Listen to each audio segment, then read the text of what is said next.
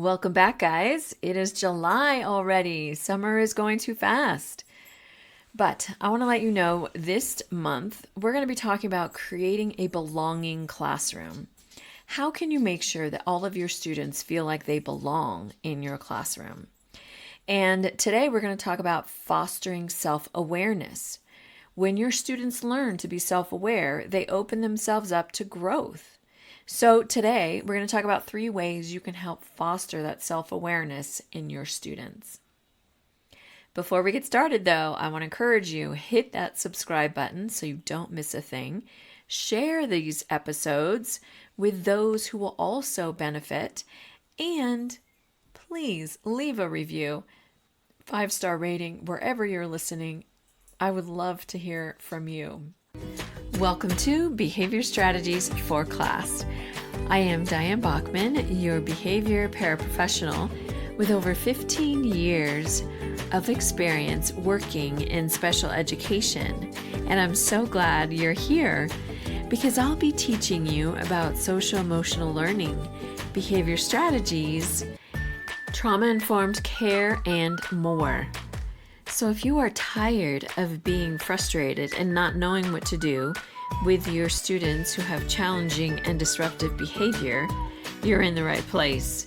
Now, if you're ready to become more equipped to help your students learn and grow, let's listen in to today's episode. So one more thing, if you have not bought it already, go to Amazon right now, check out the link in the show notes, and get your student behavior journal. This is going to help those who are struggling with their behaviors. And thank you so much to those who have already bought one for their students. So being self-aware is something I think we are always learning, right? We are always, for ourselves even, trying to become more self-aware of how we can do things better. You know, in your classroom, in your family, in your marriage, wherever it is, we want to do better. And that's why we're educators, right? We're always learning, always wanting to improve. And so I think of a couple of our students who really did learn how to become more self-aware. And sometimes it's in the struggle. You know, they're going through some traumatic events and they are really struggling to figure out what's happening. But a couple of our older students, they really came to realize that where they were struggling. And they react this way because they don't feel safe. They react this way because they know this is what I want. And what teachers want me to do is not what I want to do. I mean, you know, it goes seeing themselves in the light that they realize, you know, yeah, you are pretty selfish and rude sometimes. But helping them realize that and realize how that affects their behavior has been truly, I think, beneficial for them as well as us in the behavior program, because then we're able to help them kind of assess and help them reflect on, okay, well, I understand how you're feeling and why you reacted this way, you know, but in the long run of, you know, middle school, high school, and life, like reacting this way is not going to be beneficial for you. So what's another way that you could react and be successful? So those are some ways we have seen our older students grow. I think definitely for the younger students, this is a hard concept for them to be, you know, for telling, you know, a kinder, like, you need to become self-aware of what you're doing. But, you know, it is something that we need to be talking about and letting them know, like, why do you think you're acting this way? And just getting those wheels turning, getting that brain development, and letting them become more self-aware is going to obviously continue to benefit them as they grow and go through school.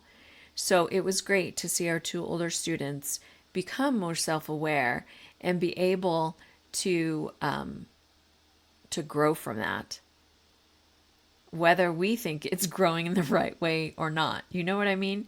Like, anyways, I can be talking in circles there. I apologize.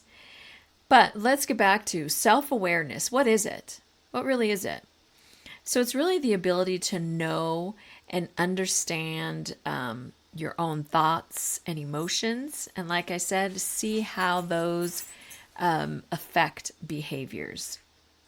So, number one way that you can teach your students how to become self-aware is letting them video themselves.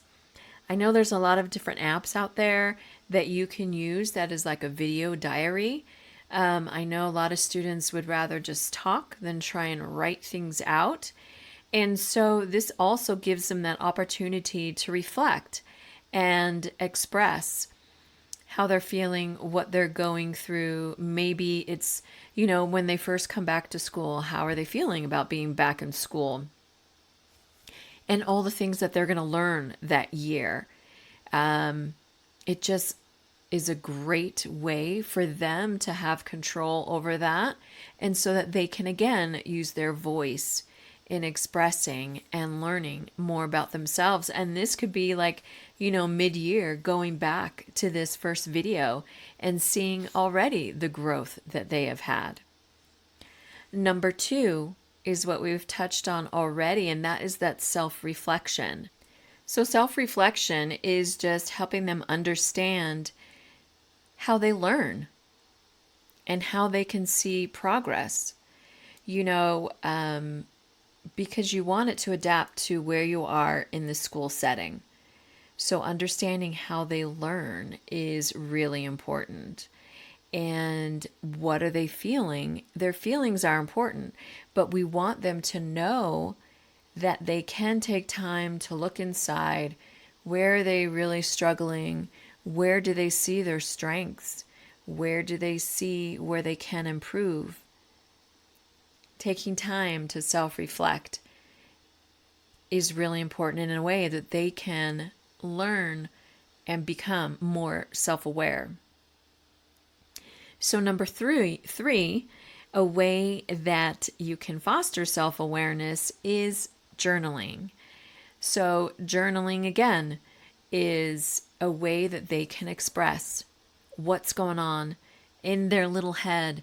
Maybe it's just a time where they can just have creativity. Like they can just let their mind go and really not focus on anything, but really just kind of release some stress. And sometimes some students, of course, they love to draw. They love to like doodle or, whatever it is, to be able to express how they're feeling at that time. And like I said, it doesn't have to always be like a super serious time. It can be a time where they can just have creative time. Let them just express how they want when they have time to journal. And maybe it's a reminder again of what they can be thankful for. Maybe they can be thankful for like they have 2 legs. They can run and walk and play with their friends, looking inside, like what their body can do for them and how they can interact with their friends. That is another way that you can foster self-awareness with your students. Now, a bonus way that you can do this also is by setting goals. Setting goals is super important for them to see that what they can achieve. And granted, it doesn't have to be a year-long goal that we're looking at. You can help them work on daily goals, weekly goals, and then, set one on Monday, and then by Friday, okay, guys, let's look inside and see what your progress is from that goal. And that could be anything, a behavior goal. It could be a reading goal, math goal, writing goal, maybe just peer interaction goal. Whatever it is for your class, how you want to create a belonging classroom in fostering that self-awareness so that your students can interact and be empathetic towards each other.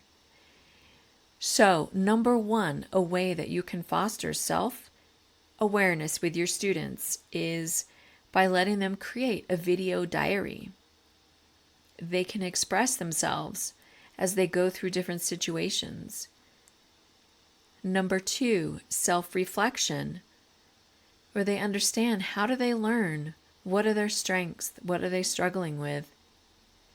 And then number three, journaling. Give them a chance to express and reflect all of those things together in journaling, whether that's writing or drawing.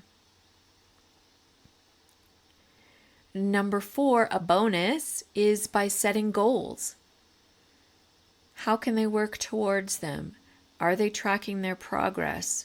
And as they see all of these things, they are growing a growth mindset because they are seeing how they are growing, where they are growing, and where they can do even better.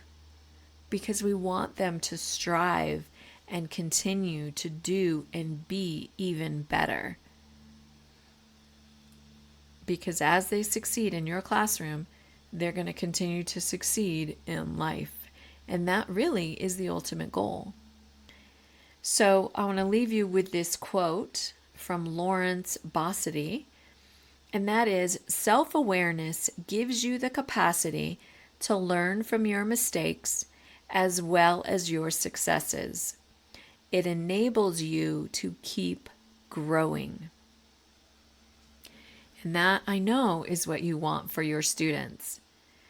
A quick side note, I did get some of this information from utopia.org and positiveaction.net. Again, I know there's a ton of information on the internet, but I hope by listening to this podcast, this can help narrow it down for you as you begin to create a belonging classroom for your students. And the number one, a step to get there is by fostering self-awareness. So as they become more self-aware, they can learn how to become more empathetic towards each other and have a better understanding of each other, and to create that encouraging, positive atmosphere in your classroom. So thank you so much for listening. And again, I want to remind you, if you've not gotten your student behavior journal, get it today and be ready for the new year. And if you have bought it, thank you so much. I appreciate your support, and I will see you next week. Thanks so much for listening. I truly appreciate your support. And if I have encouraged you, motivated you to continue to learn, to support your students, even better, to help them strive in your classroom, please leave a review, hit that subscribe button so that others can see they can learn and grow here as well. Thank you.